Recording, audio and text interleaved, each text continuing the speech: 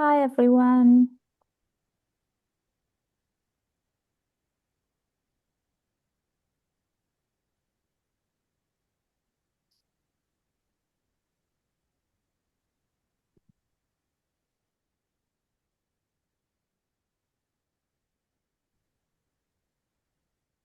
Yeah,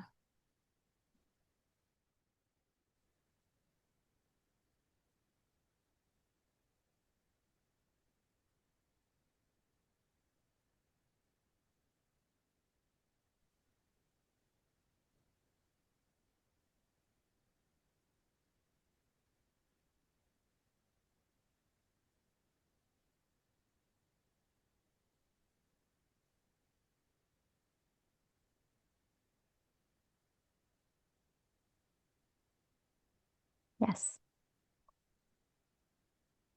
Right. I think we can begin in about 10 seconds from now. Uh,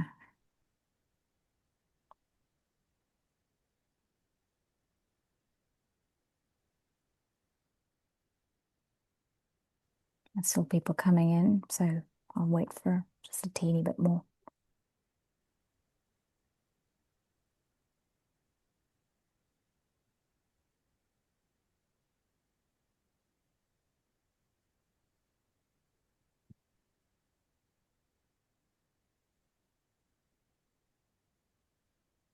Right. I think we're about a minute in, so I think I'm going to start now just so we have enough time for everything. Um, are you okay to start recording, Mary? Yeah. So, welcome everyone to today's session on Pick-a-Periodical, led by Dr. Katherine Harris. The title of her talk is The Racial Anxieties of Polite Culture in Forget-Me-Not British Literary Annual. Katherine D. Harris is Director of Public Programming, Outreach and Advocacy for the College of Humanities and the Arts, and Professor of Literature and Digital Humanities at San Jose State University. She is the creator and author of Forget Me Not, The Rise of the British Literary Annual, a legacy digital archive on literary annuals, and a print edition focusing on British 19th century literary annuals and Gothic short stories. She is the 2025 recipient of the Patrick Leary Resource Development Grant and is developing an open access full text collection of the most popular literary annual titles held in the Internet Archive, with linked open data to be shared with the current index. Very RSVP centric. I love it. So, Catherine, I'm going to hand over to you, and I can see your slides perfectly. So, yes, I'm going to mute myself now and let you take on from here. Good morning, everyone. I was going to say thank you for joining me so early, but I'm in California at 8 a.m., but I suspect everybody's from around the world. So it's really nice to see everybody today. I'm going to give a little bit of an overview of what the literary annuals are and also the two short stories and pieces that you took a look at for today. So I'm going to leave plenty of time for us to have a conversation, which I hope that we were able to have. I'm going to also answer a couple of questions for people about how are these serials and periodicals that I'm getting all year long as I'm doing the research. So to start off, thanks to RSVP for inviting me today. I am really excited to share some of this very brand new research about these literary annuals that I've been doing for the past few months. With the help of the Patrick Leary Field Development Grant, I've had the opportunity to collaborate with the Internet Archive on digitizing 83 volumes with the Hathi Trust and generous librarians on crafting accurate and non-Westernized metadata, and numerous digital humanists on creating a machine-readable corpus of 83 volumes, which is 33,000 pages of literary text and 1,000 engravings.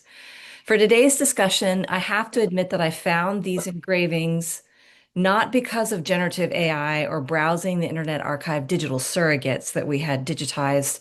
I saw these because I was looking at each page to verify accuracy of page numbers, titles, authors, engravings, publishers' adverts, in addition to the beginning of a controlled vocabulary for tagging each of the images being created.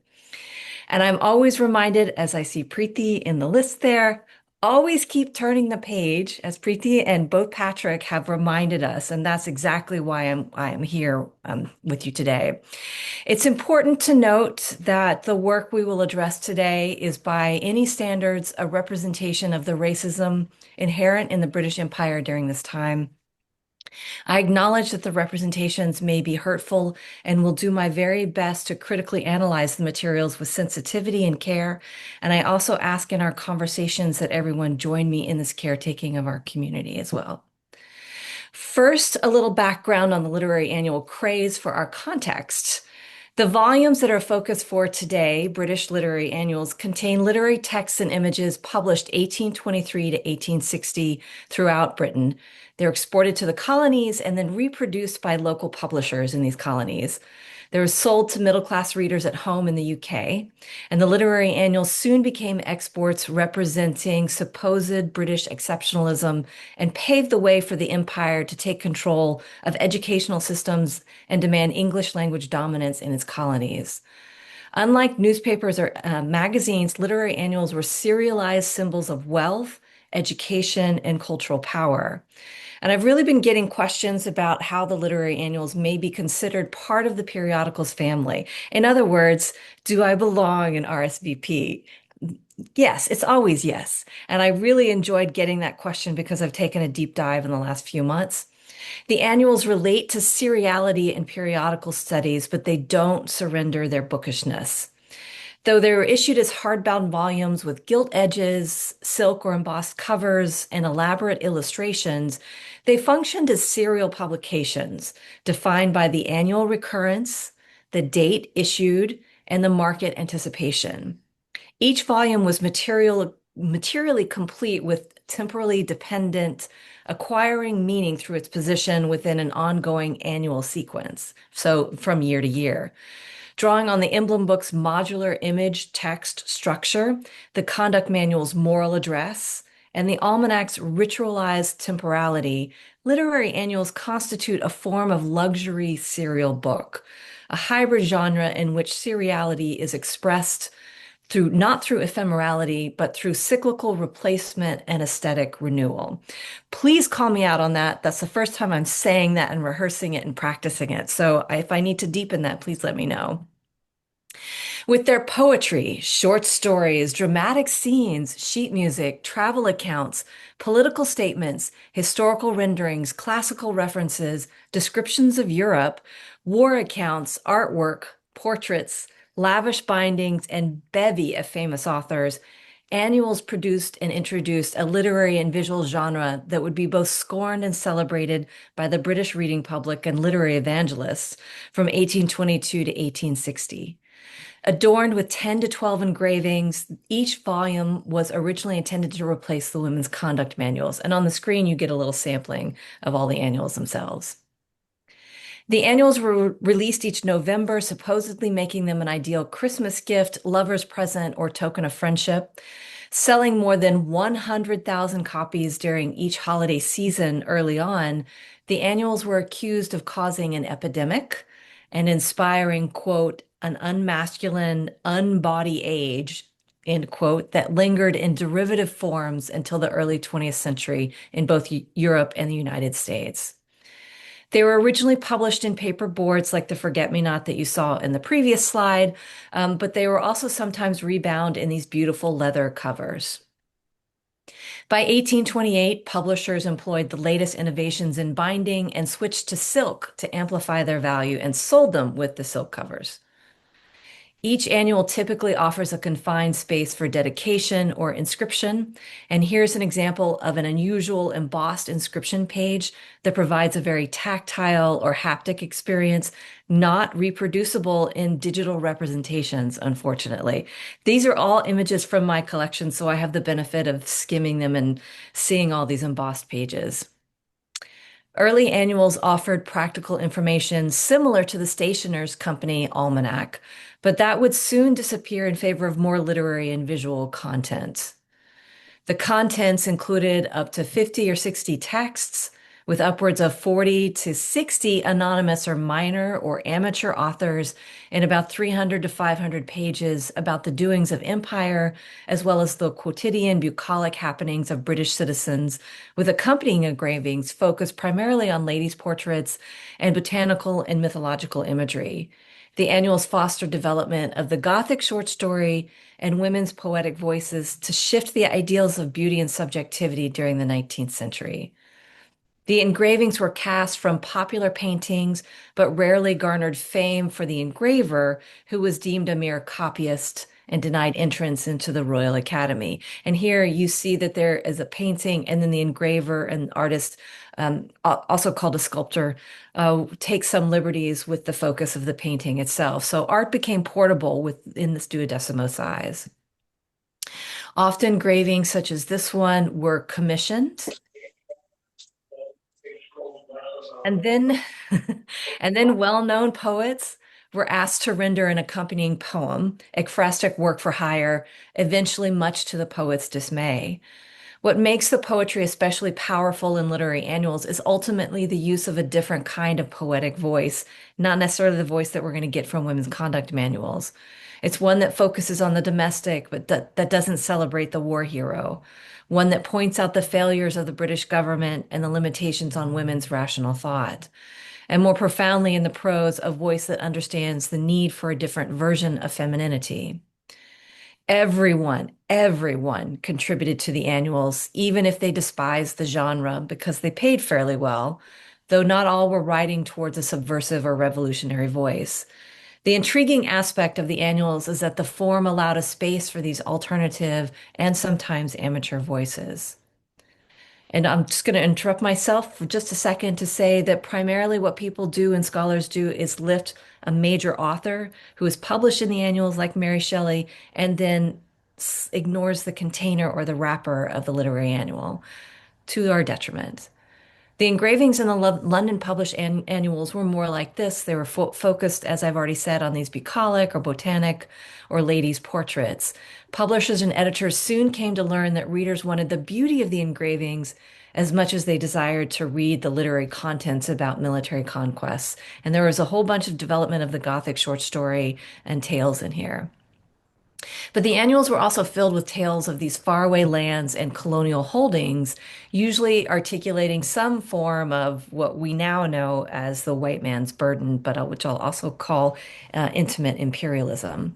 The engravings here, all from the most popular London published annuals, focus on India and rendered in the highest quality using steel plate engravings with such fine detail that often the annuals were sold with a magnifying glass for close study. Though I don't have one of those in my collection, I'm looking for it. Eventually, the size of the entire volume increased to quarto, which is 8.5 by 11 inches, to allow for focused close study, which of course offers a voyeuristic colonialist gaze.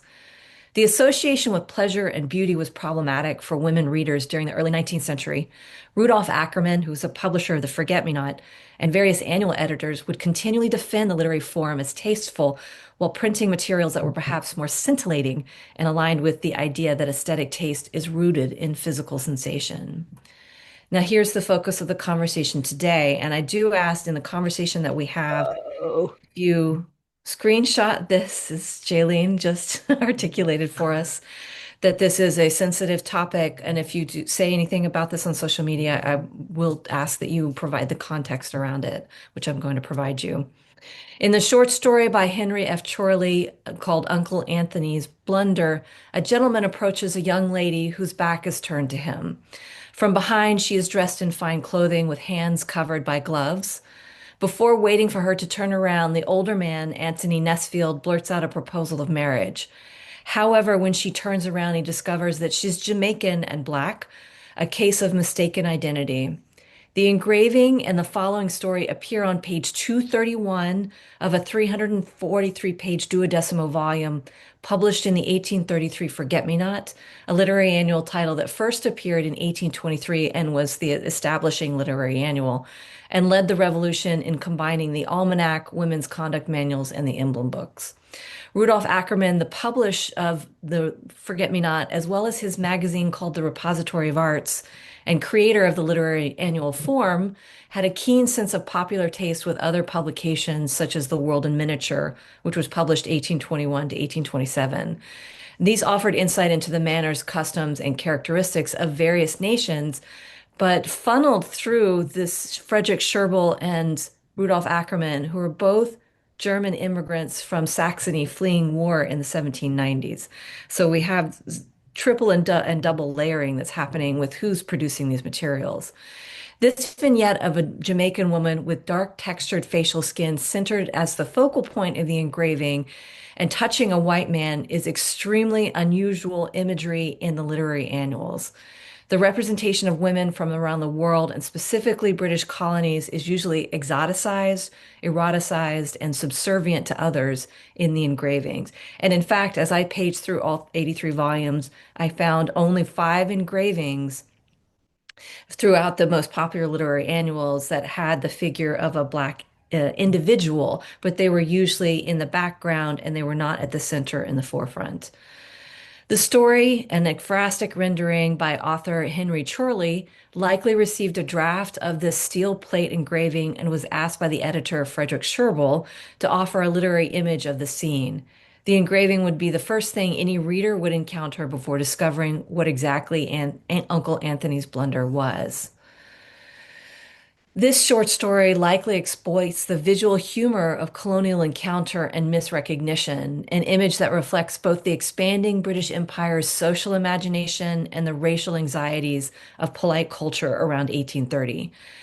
That image also reflects early 19th century British views of empire as a benevolent global order, supposedly, an ideology that Ackermann's Forget-Me-Not circulated through art and verse.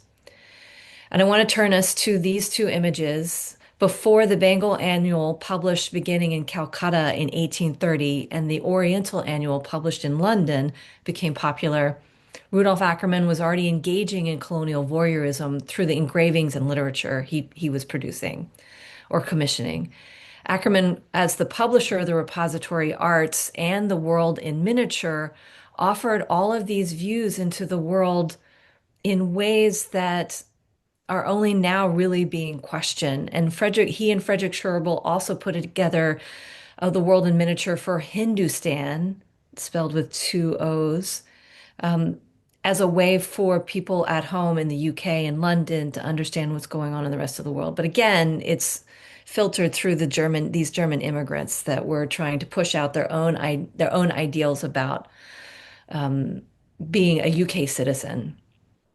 His success as a publisher and publishing house relied on his ability to forecast or even shape readers' appetite for cultures far away from the British shores. On the left is an engraving, Shakuntala, from the Forget-Me-Not for 1825. On the right is the Fruit Cellar from the Oriental Annual for 1835. Some of you may have seen the Fruit Cellar based on other people writing about this previously. Let's look at a close-up. Separated by a 10-year publication span, the details on these engravings portray both women with a downward gaze, one ornately adorned, staying true to the representation of the exotic other, and the other subtly eroticized as partially nude, though the shadows really inhibit the full view of her breast and creates a two-tone skin color rife with ambiguity between the end of skin and the start of the clothing that would have assuredly titillated the reader instead of educating them. The single exposed breast wasn't a new visual aesthetic for the 19th century reader, as you saw in a previous engraving I showed you, but it was usually not sexualized and instead reserved for a maternal image. On the left is a close-up detail of the poem in the engraving main character, Shakuntala, a character from Hindu mythology who marries a warrior and then goes through trials awaiting his return.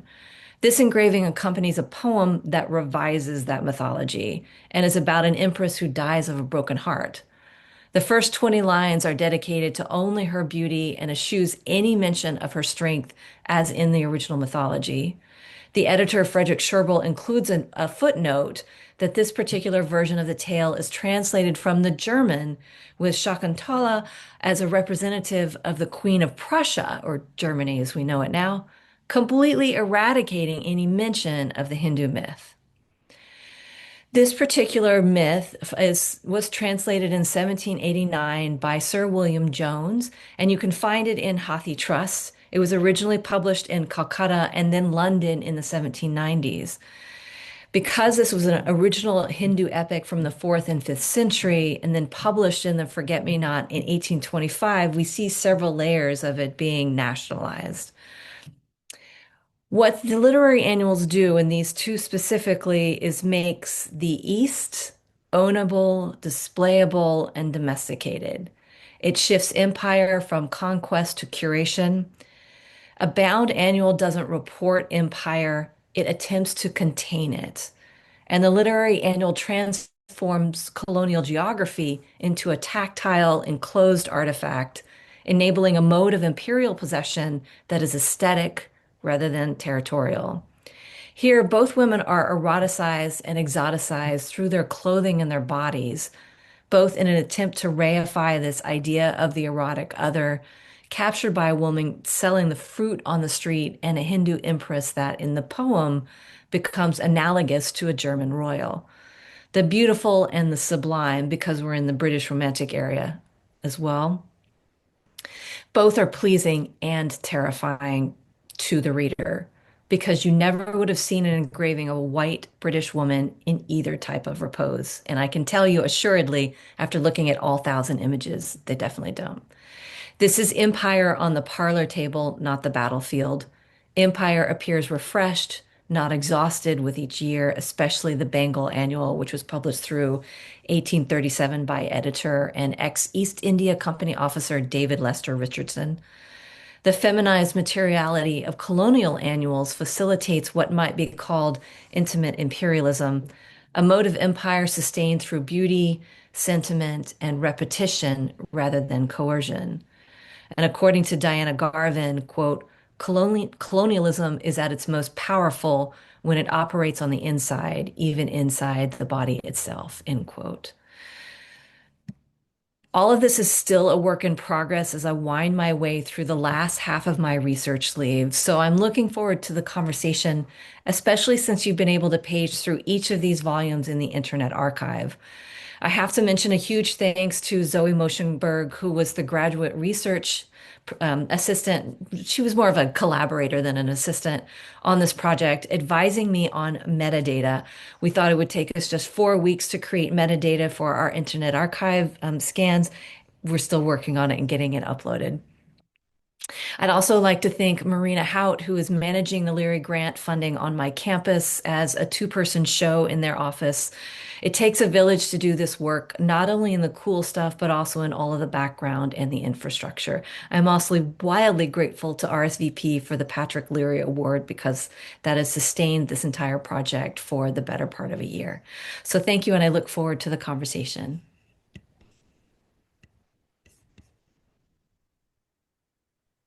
Thank you so much, Catherine. That was so lovely to like just hear this like whole new branch of research. And I really love the images as well and your whole discussion around it. And I'm probably going to go to Internet Archive and have a look at these images. So I think we are now open to questions. So you can drop your questions in the chat box if you want to, or just raise your hand. I will read it out if you want to type into the chat box, or you can say or speak your question out. Um,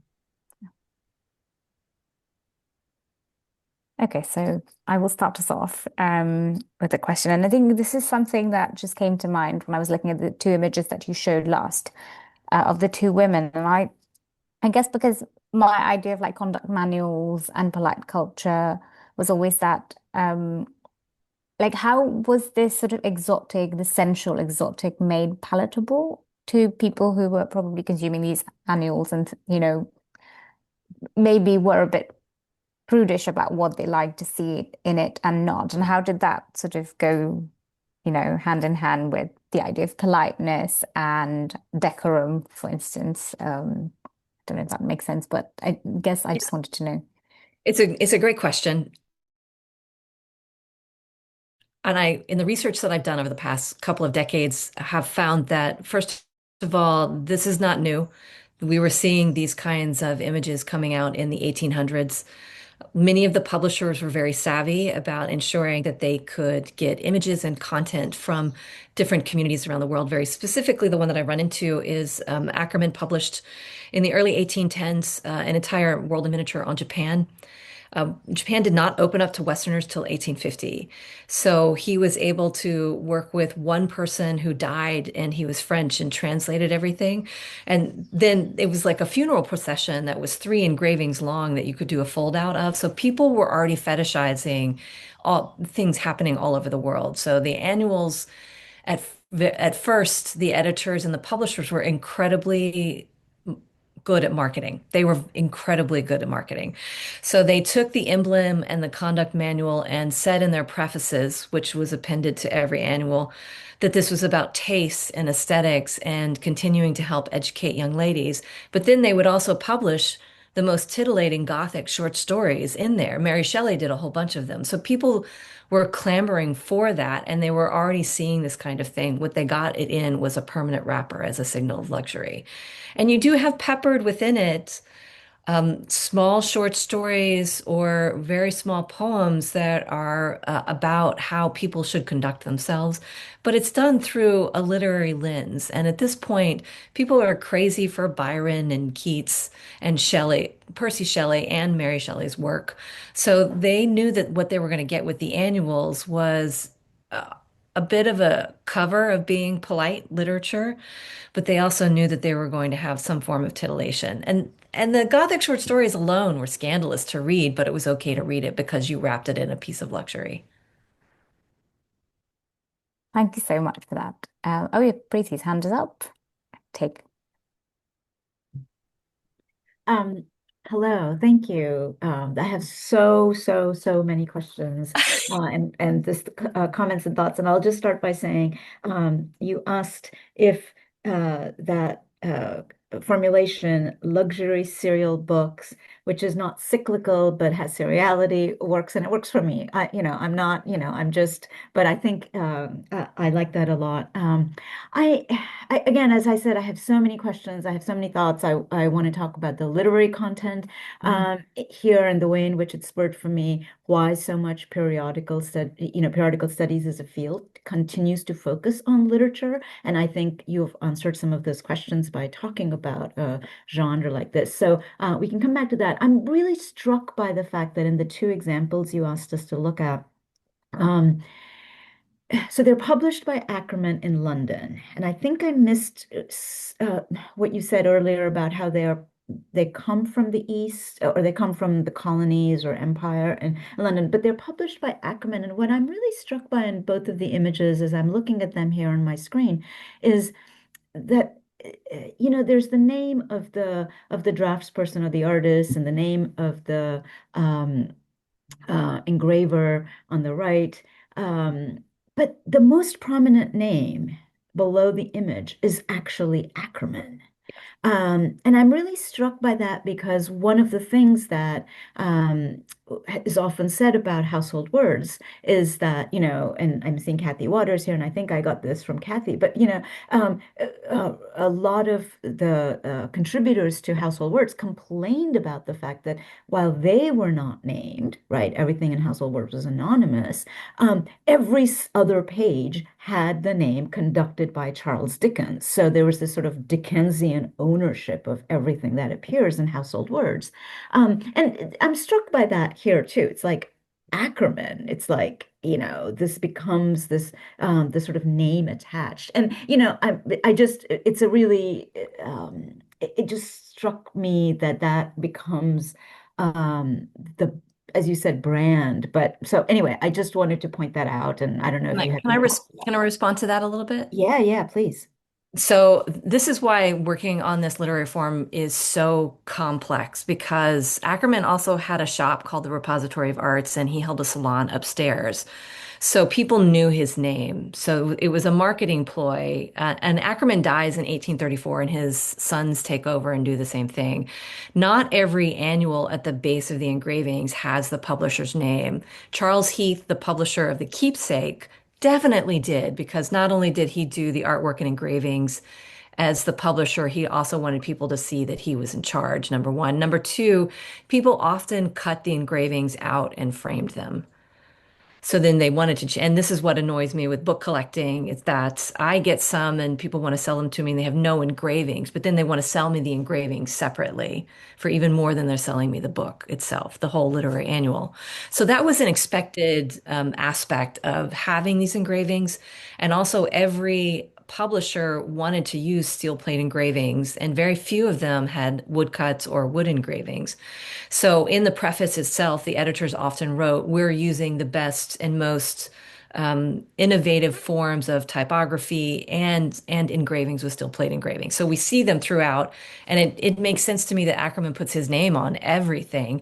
But it's not just Ackerman himself; it's Ackerman and Company, Ackerman and Sons. They were so good at marketing and the business of publishing that he has completely changed the way that early 19th century publishing was happening in London. I hope that kind of explains it, but it's not the same for every annual. Yeah. Thank you. I think Catherine Waters has her hand up. Do you want to take is that? Thank you. Yes, it was. Thank you, Catherine. It was just that you mentioned about the cutting out the images, and I wanted to ask you something about that. I mean, first of all, it strikes me as extraordinary with these luxury books that they would be butchered in this way, cut up and reused. But I do have a story about that because so a few years ago, I was asked to do a research project on a scrapwork screen, a big scrapwork screen, allegedly made by Dickens and William Macready in the 1850s when Macready was living at Sherborne House in Dorset. And I mean, it has always struck me as something that Dickens certainly wouldn't have had the time to sit down and cut out these images. The screen is completely covered, both sides, so there are four leaves to it, with images that the large majority of them, I think, come from annuals. So what we were trying to do on the project was to identify the images, and I was searching through annuals on HathiTrust and anything I could find on the Internet Archive. And on quite a number of occasions, I found the same image in different annuals with completely different titles.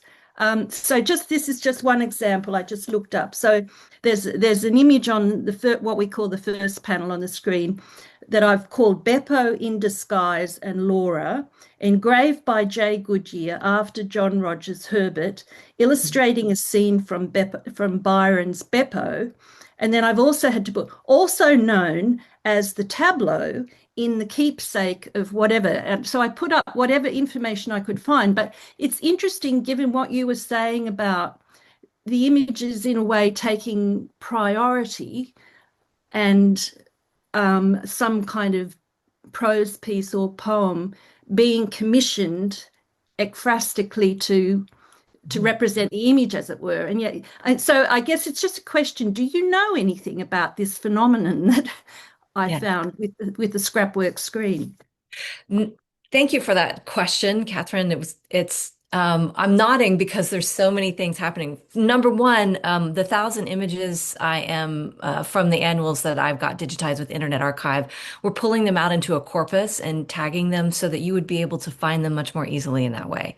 And I've got a controlled vocabulary that I'm using that's beyond just woman in the scene. It might be woman working or woman from India, things like that. So trying to make that easier, I'm going to publicize that and let everybody have it. It's going to be in the Quran index as well. So making that work easier, number one. Number two, the annuals at first were so precious that people didn't cut them out. It wasn't until 1828, I think, that they started pulling and cutting things out. Also, annuals were sold in secondhand bookstalls on the street. So if you got a secondhand one, it wouldn't be as precious of, I'm going to own all of these, and people would cut them up. It also gave more people access to read them. We do see that, like the Brontes cut apart a lot of magazines, and they also cut apart a lot of annuals in the very small little magazines they made at home for themselves. I think that one of the things that's important that you say about the repetition of the same images is that that was not supposed to happen. Everything was supposed to be original, including the literature. But if it wasn't, the editor would either put a footnote or head note at the piece or put it into the preface. This accidentally got published in blah, blah, blah, blah, blah, someplace else. And we didn't know about it because originality was an essential component of the literary annuals themselves. That started to get fudged a lot. And I also have to say that they would just send the plates to America, and then there would be a new title page tipped in with a publisher in America, and then it would be the Forget Me Not in Boston. And it would be almost all the same content, but I have found cases where they have taken out some of the poetry that they found egregious or didn't suit their population of readers in the US, and instead insert something on Puritanism or freedom or patriotism in the US. So it's not unheard of. And that was also the way that publishers got around international copyright or made sure that they got paid for it. Because also we had people just taking it and then resetting it and then selling it again because they sold so well everywhere else. In terms of, I think I hit all your questions. In terms of if other people did it, it was definitely being done by 1828 that people started cutting them apart, and annuals became more album-like. And also there were poems that authors would just scribble for somebody in their album that would find their way in printed in a literary annual without the author's knowledge. And things like they're not all great. I just have to admit that. People ask me, are they worth it? Are they valuable? Is it good poetry? Well, Epitaph on a Gnat written in a lady's album, it's cute, interesting by James Montgomery. But he also writes later in one of his letters that he lost control of that and he was really upset about it. And can I go back to something? Preeti was asking a whole bunch of questions as well, and you had a bunch of them. And one thing that I didn't quite get to that I wanted to say was that the work I'm doing is really catapulted by what I found with the Bengal annuals that was starting to be published in 1830 in Calcutta. There were only two literary annuals that were published in intended for British audiences and what a couple of scholars have called exiles of East India Company officers and other people living in Bengal and Calcutta. And the 1830 Bengal Annual concludes with a poem written in Bengali. And it's of a Greek poem that's been translated, and there's no English version of it. And I've found evidence that the editor sent the plates off to America and back into London so other people could see some of the authors from Calcutta, and they were Bengali poets. Henry Derozio is in there, so that other people could see, but also at the same time, it's claiming that authority over anybody who was writing for it. Also in the preface, David Lester Richardson says that he has to use amateurs and they're not as good as the British poets and the British engravers.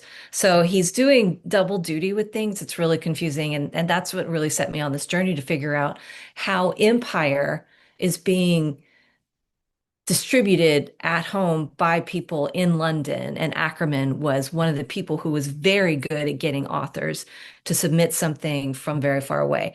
Richardson submitted a whole lot to the literary annuals. We have an index that was created in the 1960s that was digitized by Harry Hootman, who is a scholar from the University of South Carolina. He unfortunately passed away. He'd created a database, but the database lapsed. I now have it. So I have a database of that searchable of all of the annuals, and we are working on how to get permission from his family to put that up so that you can search through everything. But also you can't just look at a database.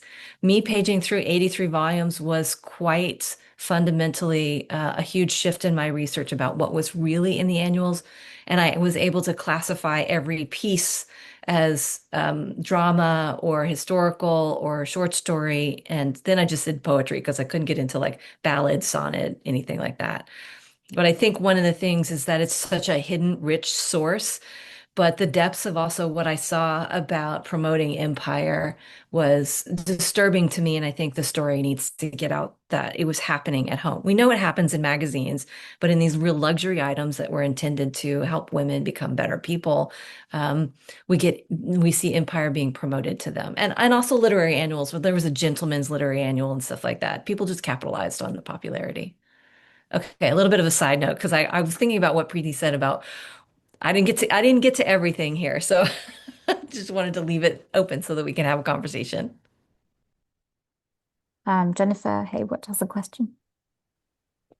Yes, thanks so much, Catherine. This is an amazing project, and I was really enjoying on the Internet Archive, like looking through the volume. So I actually have a couple of questions, and one may be a little bit too much in the weeds, in which case feel free to skip over to the other one. But the in the weeds question is, I'm really impressed by what you've done clearly to attempt to kind of capture the materiality of these annuals in the digitization process. And I'm curious if you would be able to talk a little bit more about both that process, like what you did specifically to try to capture these annuals as material objects, and then also the non-Westernized metadata that you mentioned. But the broader question is, I'm also really fascinated with what you were just speaking about the global circulation of not only the annuals themselves, but engravings or stories by the annuals, both out to the colonies and back to England as well. And I've been wishing for a long time that there was a project like Ryan Cordell's Viral Texts project about the circulation of stories through the United States. And I'm just curious as to know whether you know of any projects that are attempting to kind of map in a digital way those circulations on a global level. God, Jennifer, that's the dream. Oh man.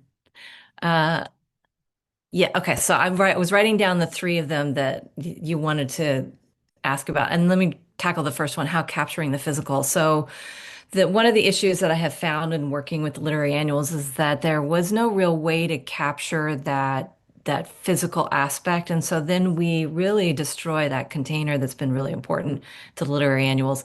Laura Mandel, my graduate work had a in front page in 2000, I created the Forget Me Not hypertextual archive. And because I wanted to be able to see the table of contents of the Forget Me Nots and all the engravings, because by that time I'd collected enough of them and they were so small I couldn't see them.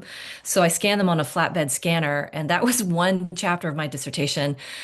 Laura Mandel saw it and embedded all of the work I'd done in terms of transcribing the table of contents into the Poetess Archive. Both of those projects are now defunct.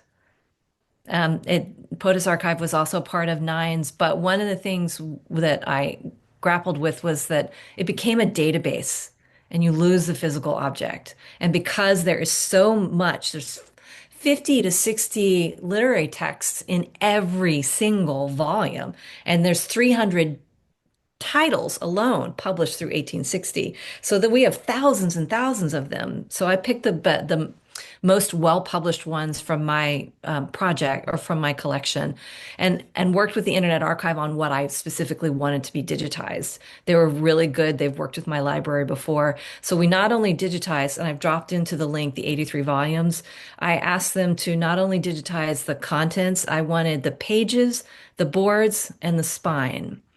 And we're constructing the metadata where I do a physical description. And one of our librarians was just in here and she's creating the MARC XML files as well. So the physical description notes all of this in proper terms so that it's searchable and it's part of that controlled vocabulary, number one. Number two, the physical, it's not uploaded yet. So if you look at the metadata right now, we have not uploaded it. It's just the raw stuff that originally I gave them in July. So I identify gilt pages, presentation pages. If there's 10 pages of publishers' adverts in the back, I articulate that. I also do a bibliographic description of the boards and try to highlight some of that. We only have so much space to do it. And I've got that all in a Google Sheet that I've been keeping tabs on. And I will deposit all of that into an article we write for something like open digital humanities open data or something like that. And I'm keenly aware of Preeti using Airtables as well. So we're looking at all of that. Until I get that solidified, though, I don't want to let it go, number one. I think let me see if the other one. So you also asked about, and if I could just share for just a second, I can see some of you looking at the Internet Archive stuff already. Share for just a second. I was really specific with them about what I wanted, and they worked with me. The Internet Archive is amazing. And number one, you can download everything in bulk from this 83 collection. Even you guys can do it right now. If anybody would like to do it for fun and help me clean up the dirty OCR, and then I can also use there is a previous Patrick Leary RSVP award winner created something that helps me clean up a dirty OCR and extract all the images into a corpus that everybody can search themselves. But if you see, you are able to zoom in, and that's a silk covered board. You're never going to get the same unless you look at it and feel it.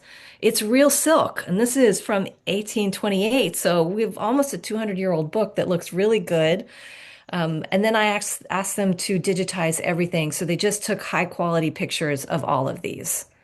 And every page, every single page is digitized, even if it's blank. So here we have a really sweet little vignette on the front. But these are the things that I want to be able to tag in the corpus that I pull out. So if you want to look at all of the presentation plates, I will pull them out so that you can do that and compare them across all of these 83 volumes that we've got. So it didn't, in 2008, Laura Mandel and I wrote an NEH grant proposal asking for help to digitize the annuals. And it would have meant giving SGSU money to buy all of the materials and paying for staff. And we were asking for $250,000. The Internet Archive, within 3 weeks, and they're also in San Francisco, which is just an hour drive from me, they said, sure, we'll do it. Just bring them all up. And they charged me $7,000. And that was it. And I'm still working with them to create the metadata and reorganize it. So there's bibliographic metadata and then administrative metadata. So I'm thinking about the user as well. So there's all kinds of ways to think about this. We also created new OCLC numbers so that it links open to WorldCat. Everything will also, all the metadata will be deposited into Wikidata. And then I'm also sharing it with the Quran Index so that they can see and have that. I've had conversations with Glenn Worthy at the Hathi Trust so that I can understand how to create the metadata so that it's doesn't necessarily adhere to Dublin core schema. Internet Archive builds from Dublin core schema. Sorry, this is getting into the weeds for some people who are not interested in the metadata digital humanities stuff, but it's really important for discoverability and searchability to have really, really good metadata. And every person I hear give a talk about this always starts with, well, I had my team of technologists do this. And I just want to say, it's me. Me and Zoe Moschenberg, and that is it. And then we, by the good graces of Jill Strokowski and Glenn Worthy and a bunch of other people who have just volunteered to say this is what you do. And I think some people who are here as well who I meet at DH conferences. And I think the last one that sort of gets into your non-Western metadata. I'm headed to New Zealand in a week and a half to talk about metadata and how I did this project and thinking about metadata and how to tag images. So we're still working on how to create a story around that, Jennifer. So I appreciate that conversation. The circulation of annuals all over the world and just visually mapping it, I'm going to wait for somebody else to do that. I would love to do it, but I'm closer to retirement than I than I was 20 years ago. So just writing the first history of the British literary annuals and their rise, what took me 10 years, it's taken me 20 years to finally have the infrastructure to do the digitizing, and now writing about empire in the annuals, and then also really focusing on the Bengal annual, the Orient Pearl annual, and then how that gets that resonates into the London annual. So that's the next book I'm working on. Hopefully it won't take me 10 years because then I'll just retire after that. Okay, that was a long one. Jennifer, I hope I hit all of those. Okay.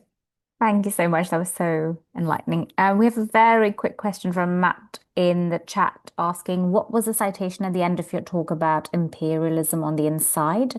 And I think I also caught the phrase containing empire, and I was quite interested in it too. So, and then we'll move on to Mary. Yes, this is the newish area that I'm trying to work on. I'm just looking it up. It's on the slide itself, and I just started working on it in the last couple of weeks. So I'm working from Mary Poovey and her work from 2002, but there's so much work that's happened in terms of empire that so we've done way more than Mary could have imagined in 2002. So that was Diana Garvin, and it's a 2020 citation, and she is actually writing about Italian fascism. And I actually have Preeti's Empire News sitting right beside me that I need to go through because I'm pretty sure that Preeti also does something similar in pulling that out. Preeti, if you just lived nearer to me and we could have weekly talks, then just get a lot further. But there's so much research out now, and especially um, from in Kolkata itself and scholars in India themselves doing this work. What I have found in the last few years is that the work that's being published in India is not making its way into our databases and access. So I've had to resort to calling and emailing people like at the Black Swan Publishing, asking them for copies, and they've been extremely generous in just handing me PDFs of the books that they're publishing that have been incredible. And I also was able to go to Kolkata a couple of years ago and walk into Black Swan Press, and I brought an extra suitcase and I brought all this stuff back with me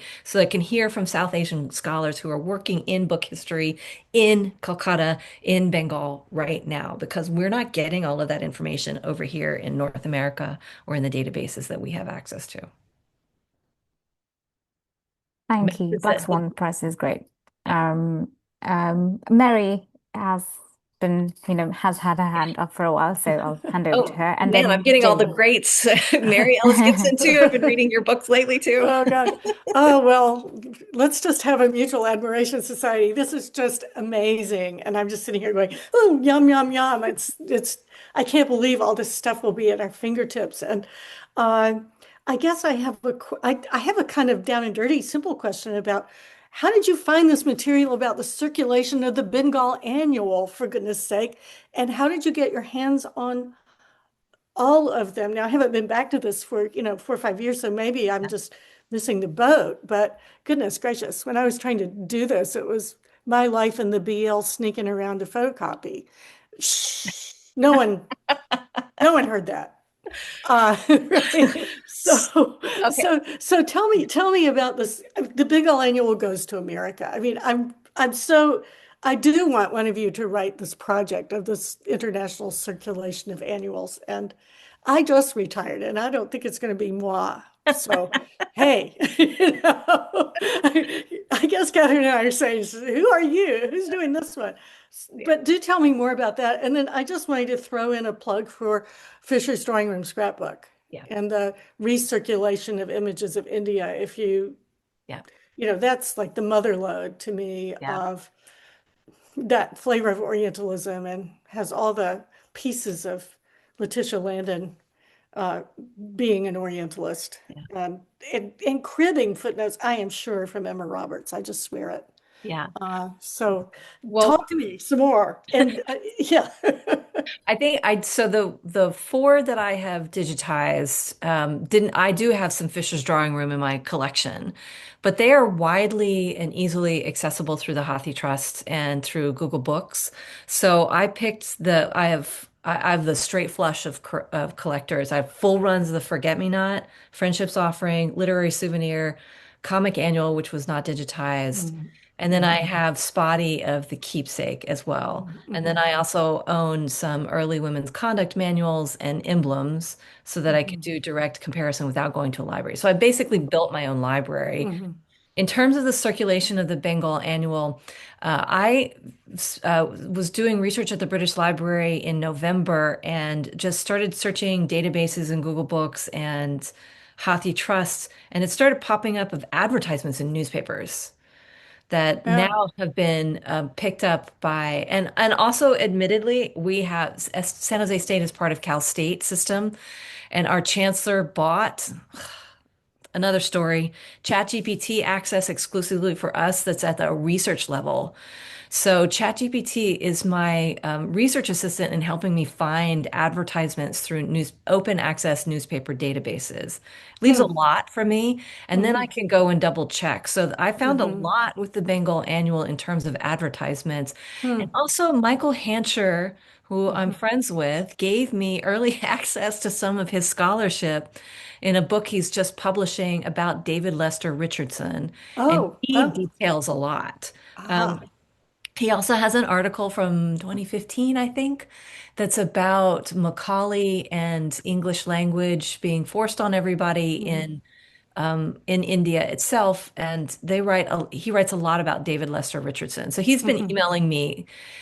I mean, I have secrets in that I'm on Blue Sky and I talk about this all the time. I go to DH conferences where a lot of people in British Romanticism were early DH people.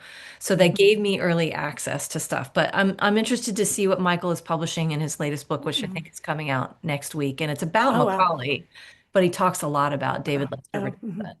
The other thing mhm. is that John Ford in 2018 published this incredible biography of Rudolf Ackermann. It's called Rudolf Ackermann in the Regency World.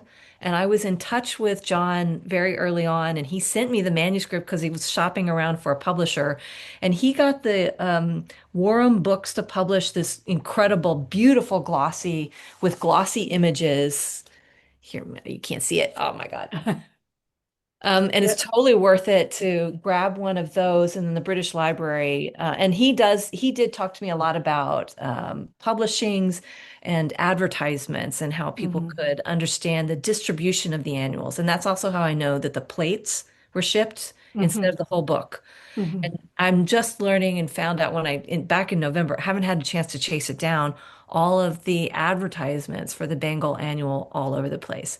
The problem is, do I know if people read it? And that's the hardest part of doing periodical studies, right? Who knows? But they were intended to be distributed all over the world from India. The Orient Pearl is something new. Um, I only have one volume of the Bengal Annual because they're massively difficult to find. So I went to the British Library, thank you, RSVP, and I used a mobile app called VFlat. And thanks to the British Library's generosity, I just photographed all the volumes from 1830 to 1837 of the Bengal Annual, as well as every volume of the Orient Pearl.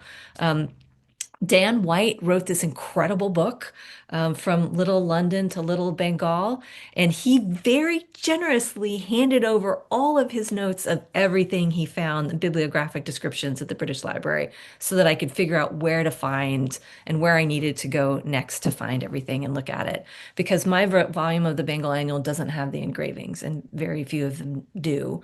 Um, okay, I think that answers everything for you. I created my own Thanks. collection. Right. Yeah. Yeah. Otherwise, I have to go all over the world and look at things. So, creating my own collection and also living in New York City as a grad student, and the New York Public was our home. Down the street on Fifth Avenue was our home. And we got special dispensation with the Forsheimer collection. In fact, they just took Mm. me back in the stacks when I was in New York earlier this year and showed me how they catalog and how many things they have uncatalogued. Um, yeah, which was a Mm. little scary, but I think it's that network of people and scholars being generous that has allowed me to find and dive deep into the crevices and the depths of these things. And just the daunting part is how to string all this together under a singular argument, and but also talk about that really hard thing of understanding the material object and the physicality of it without uplifting and privileging the big six, which is really problematic in higher ed in the US. Yeah. Oh, Thank you. yes, Right. Michael's Thank book you. just came out, right? This week? Yeah.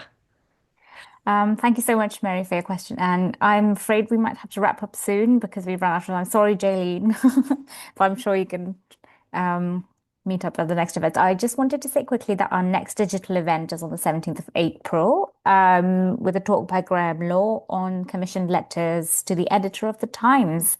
And if you all are enjoying the Digi events, I would encourage you to sign up and see you after the Easter break.